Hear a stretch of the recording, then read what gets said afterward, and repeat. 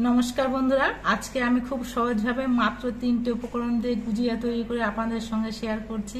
আমরা অনেক সময় কিন্তু দোকান থেকে গুজিয়া কিনে এনে ঠাকুর পুজো দিই। আজকে আমার ভিডিওটা আপনারা দেখলে নিজেরাই নিরামিষ বাসনপত্র ব্যবহার করে গুজিয়া তৈরি করে ঠাকুর পূজা দিতে পারবেন, বা শখ করে আপনারা নিজেরাও তৈরি করে খেতে পারবেন।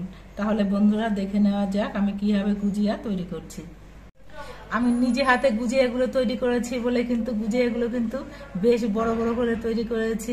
আপনারা 4টে গুজিয়া খেলে কিন্তু আপনাদের পেট এবং মন সবই কিন্তু ভরে যাবে। দোকানের গুজিয়া কিন্তু এত বড় বড় হয় না, আরো একটু ছোট ছোট তৈরি করা হয়।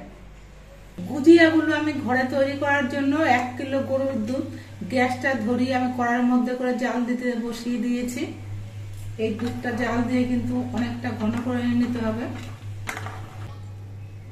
এই গরুর দুধটা জাল দেওয়ার সময় আমি এর মধ্যে 50 গ্রাম গুঁড়ো আমুল দুধ দিয়ে দিচ্ছি। আমুল দুধটা দিয়ে নেড়ে চেড়ে বেশ ভালো করে মিশিয়ে নিচ্ছি। এখানে দুধের পরিমাণটা আমি আমার ইচ্ছে অনুযায়ী নিলাম। আপনারা গুজিয়া যে পরিমাণে তৈরি করবেন সেই অনুযায়ী দুধ নেবেন। তবে 1 কিলো গরুর দুধ আর 50 গ্রাম আমুল দুধ দিয়ে কিন্তু অনেকগুলো গুজিয়া তৈরি করা যাবে। এই দুধটা জাল দেওয়ার সময় আমি 5-6টার মতো এলাচ থেতো করে নিয়ে এর মধ্যে দিয়ে দিচ্ছি।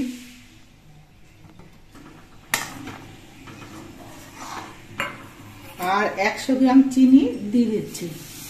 এবার সবকিছু দিয়ে দুধটা জাল দিয়ে নিতে হবে। থেতো করা এলাচগুলো দিয়ে কিন্তু দুধটা আমি বেশ কিছুক্ষণ ফুটিয়ে নিয়েছি। দুধের মধ্যে কিন্তু এলাচের একটা সুন্দর সেন্ট হয়ে গেছে। এবার কিন্তু এলাচের যে খোসাগুলো ভাসছে সেগুলো আমি হাতা দিয়ে তুলে নিচ্ছি। এলাচের এই খোসাগুলো ভাসছিল, এই খোসাগুলো তুলে নিচ্ছি।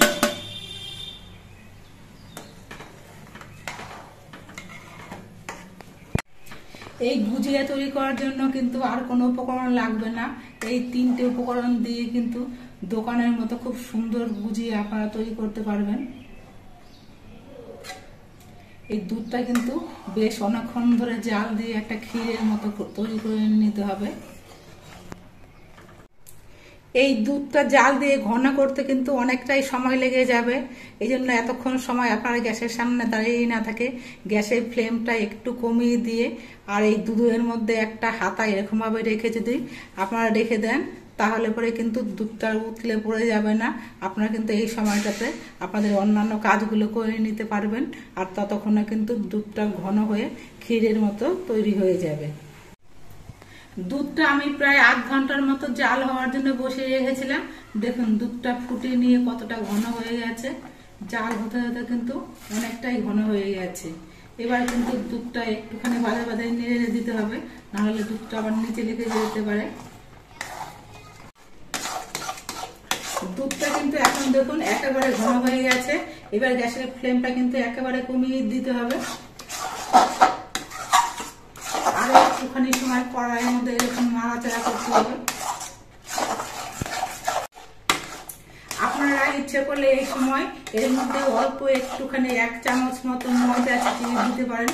তবে শুধু দুধ দিয়ে তৈরি করলে কিন্তু খেতে বেশি ভালো হয়।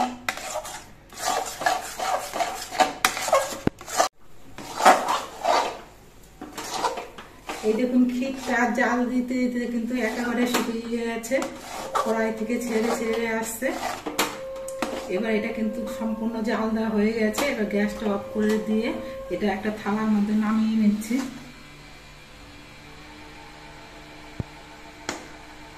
আগে আমাদের বাড়িতে যখন গরু ছিল তখন গরু যখন বাচ্চা দিত তার 7 দিন হওয়ার পর বা 15 দিন হওয়ার পর কিন্তু গরুর দুধটা আমরা জাল দিয়ে এরকম ক্ষীর তৈরি করে নাড়ু তৈরি করে তারপরে গরুকে নাড়ুর পুজো দিতাম। এবার এটা একটা থালার মধ্যে আমি বেড়ে নিলাম। এটা কিছুক্ষণ রেখে দেবো একটু ঠান্ডা হওয়ার পর, তারপরে আমি গুজিয়াগুলো তৈরি করব। দুধের এই ক্ষীরটা কিন্তু এখন অনেকটা ঠান্ডা হয়ে গেছে। এবার হাতের তালুর মধ্যে একটুখানি ঘি মাখিয়ে নিচ্ছি। এই ঘিটা মাখিয়ে নিলে গুজিয়াগুলো বানাতে খুব সুবিধা হবে আর ঘিয়ের একটা সুন্দর সেন্ট হবে। এবার এখান থেকে একটুখানি ক্ষীর নিয়ে এরকম লম্বা করে এরকম করে মুড়িয়ে দিচ্ছি। এইভাবে একটুখানি আমি দুধের ক্ষীর নিয়ে প্রথমে গোল করে তারপরে লম্বা করে নিয়ে কিন্তু গুজিয়াগুলো তৈরি করব।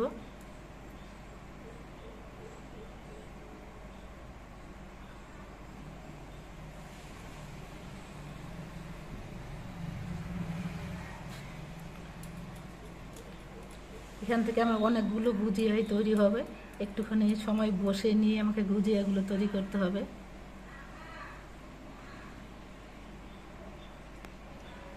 আর কয়েকটা গুজিয়া বানানোর পরে কিন্তু আমি হাতের মধ্যে একটুখানি ঘি মাখিয়ে নিচ্ছি।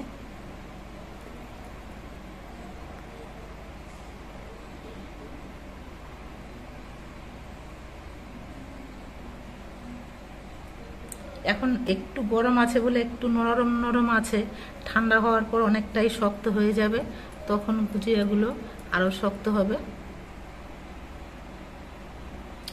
এইভাবে কিন্তু আমি সবগুলো গুজিয়াই তৈরি করে নিচ্ছি।